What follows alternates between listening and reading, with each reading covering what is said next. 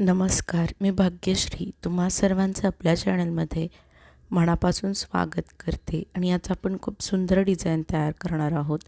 त्याकरिता इथे मी बॅकपार्ट कट केलेला आहे, ज्याची पूर्ण उंची आलेली आहे 13 इंच, शोल्डर आलेले आहेत 4.5 इंच, आर्महोल आलेला आहे 5 इंच, छाती आलेली आहे इथे 7.5 इंच आणि कंबर बॅकडाट पिऊन ती आलेली आहे 8 इंच. आता इथे वरच्या बाजूला आपण आपल्या गळ्याची मार्किंग करूयात.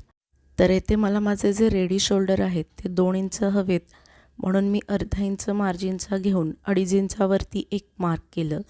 त्यानंतर टेपला त्याच पॉईंटवरती ठेवून घेऊन खालच्या बाजूला जी गळ्याची उंची आहे ती येथे मी 9.5 इंच घेते आहे आणि जी खालची गळ्याची रुंदी आहे ती येथे मी 2.5 इंच घेऊन व्हिडिओमध्ये दाखविल्याप्रमाणे इथे तुम्हाला एक बॉक्स ड्रॉ करून घ्यायचा आहे. त्यानंतर येथे वरच्या बाजूने खालच्या साईडला 2.5 इंच घेऊन एक बॉक्स ड्रॉ करून या बॉक्समध्ये आपण नॉर्मली जसा गळ्याचा गोल आकार ड्रॉ करून घेतो ना तसा घ्यायचा आहे. फक्त येथे जर तुमची साईज मोठी असेल तेव्हा मी 2.5 इंच घेतला आहे, तर तुम्ही 3 इंच घेतलं तरी देखील चालेल.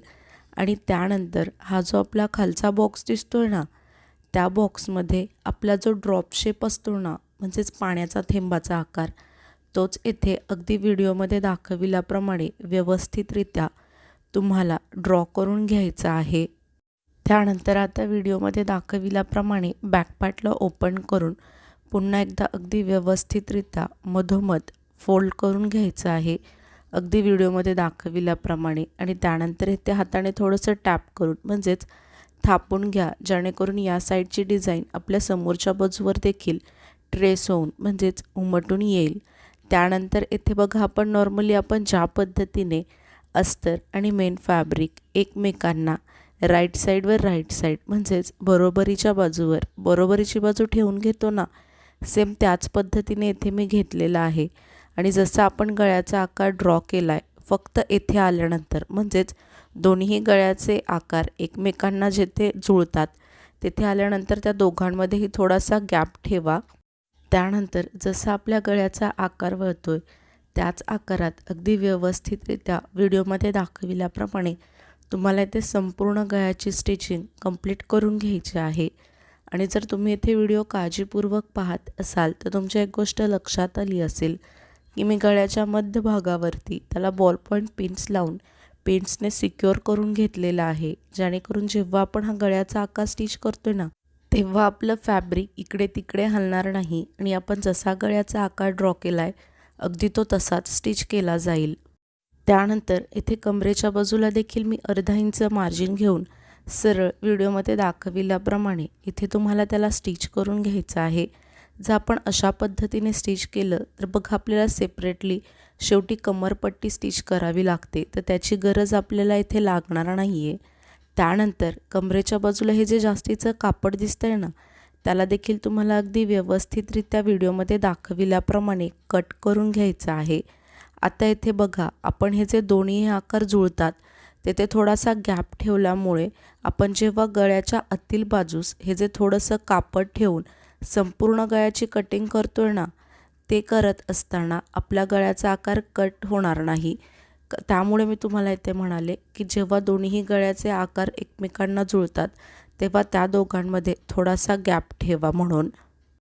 त्यानंतर आपण गळ्याच्या आतील बाजूस हे जे जास्तीचं कापड ठेवलं ना त्याच कापडावरती व्हिडिओमध्ये दाखविल्याप्रमाणे छोटे छोटे कट्स इथे तुम्हाला संपूर्ण गळ्याभोवती देऊन घ्यायचे आहेत. फक्त कट्स देत असताना एकाच गोष्टीची काळजी घ्या की आपले कट्स या शिलाईवरती जाणार नाहीत, नाहीतर आपला गळ्याचा आकार देखील कट होईल. त्यानंतर हा जो गॅप तयार झाला आहे ना त्याच गॅपमध्ये हाताला पास करून अगदी व्यवस्थितरित्या या बॅकपार्टला सरळ बाजूस पलटी करून घ्यायचा आहे. येथे तुम्ही पाहू शकता, मी तुम्हाला सांगितल्याप्रमाणेच या बॅकपार्टला सरळ बाजूस पलटी करून घेतलेला आहे. आता इथे तुम्हाला व्हिडिओमध्ये दाखविल्याप्रमाणे संपूर्ण गळ्यावरती टॉप स्टिच देऊन घ्यायची आहे. टॉप स्टिच म्हणजेच काय तर दाबटीप. आता दाबटीप म्हणजे काय तर इथे आपला जसा गळ्याचा आकार दिसतोय त्याच आकारात अगदी व्यवस्थितरित्या इथे तुम्हाला त्याला स्टिच करून घ्यायचं आहे. आणि जर तुम्ही आणखीन चॅनलला सबस्क्राईब नसेल केलं तर प्लीज चॅनलला सबस्क्राईब करून सपोर्ट करा। त्यानंतर इथे कमरेच्या बाजूला देखील तुम्हाला टॉप स्टिच देऊन घ्यायची आहे, म्हणजेच व्हिडिओमध्ये दाखविल्याप्रमाणे अगदी शेवटपर्यंत व्यवस्थितरित्या कमरेच्या बाजूला इथे तुम्हाला त्याला स्टिच करून घ्यायचं आहे। त्यानंतर इथे अस्तर आणि मेन फॅब्रिक एकमेकांना तुम्हाला इथे चारही बाजूने व्हिडिओमध्ये दाखविल्याप्रमाणे स्टिच करून घ्यायचं आहे। तुम्ही इथे ही पद्धत न वापरता नॉर्मली मी तुम्हाला ज्या पद्धतीने अस्तर आणि मेन फॅब्रिक एकमेकांना फॅब्रिक ग्लूच्या मदतीने स्टिक करायला सांगते ती देखील तुम्ही इथे पद्धत वापरली तरी देखील चालेल। त्यानंतर हे जे जास्तीचं कापड दिसतंय ना त्याला देखील तुम्हाला अगदी व्यवस्थितरित्या व्हिडिओमध्ये दाखविल्याप्रमाणे कट करून घ्यायचं आहे। त्यानंतर हे जे आपले दोन्ही साईडचे बॅकडाट आहेत ना त्याला देखील तुम्हाला इथे व्हिडिओमध्ये दाखविल्याप्रमाणे स्टिच करून घ्यायचं आहे। इथे मी तुम्हाला एकच बॅकडाट स्टिच करून दाखवते आहे।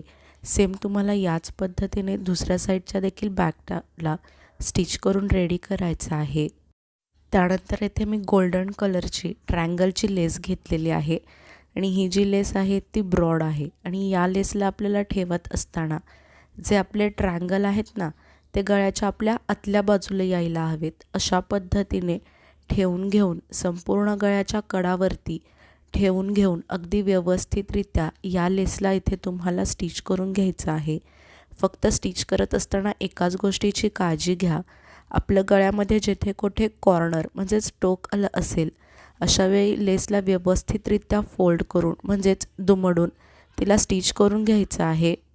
आपल्यापैकी खूप जण व्हिडिओज पाहतात परंतु चॅनलला सबस्क्राईब करत नाहीत, तर प्लीज असं नका करत जाऊ, चॅनलला देखील सबस्क्राईब करत जावा। का होतं ना मला देखील समजत जाईल की हां मी जे व्हिडिओज बनवते ते तुम्हा सर्वांना आवडत आहेत आणि तुमच्या उपयोगात देखील येत आहेत आणि जर अशी सबस्क्रायबरची संख्या वाढत राहिली तर मला देखील एक नवीन उमेद मिळते आणि त्याच नव्या उमेदीत मला तुमच्यासाठी असेच नवनवीन व्हिडिओज बनवण्याची प्रेरणा देखील मिळत राहते। तर प्लीज चॅनलला सबस्क्राईब करून सपोर्ट करा।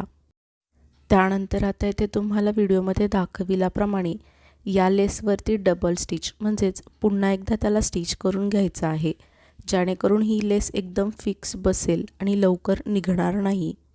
आणि येथे शेवटी हे जे आपल्या गळ्याचे दोन्हीही टोक आहेत ते एकमेकांवरती स्टिच करून घ्यायचे आहेत किंवा इथे तुम्ही त्याला नॉट स्टिच केली तरी देखील चालेल। आणि येथे तुम्ही गळ्याचा फायनल लुक पाहू शकता, किती सुंदर तयार झालेला आहे। आणि ही जी लेस आहे ती आपण स्टिच करत असताना त्याचे जे हे ट्रायंगल आहेत ते आतील बाजूस घेतल्यामुळे आणखीनच आपल्या गळ्याचा आकार खूप सुंदर असा दिसून आलेला आहे। हेच जर ट्रायंगल आपण बॅकपार्टवरती स्टिच केले असते तर ती लेस इतकी उमटून नसती आली आणि मग ती लेस उमटून न आल्यामुळे आपल्या गळ्याचा आकार देखील प्रॉपर दिसला नसता, पण ती अशा पद्धतीने स्टिच केल्यामुळे खूप सुंदर आकार तयार झालेला आहे। आणि व्हिडिओ अगदी शेवटपर्यंत पाहिलात यासाठी तुम्हा सर्वांचे मनापासून खूप खूप धन्यवाद।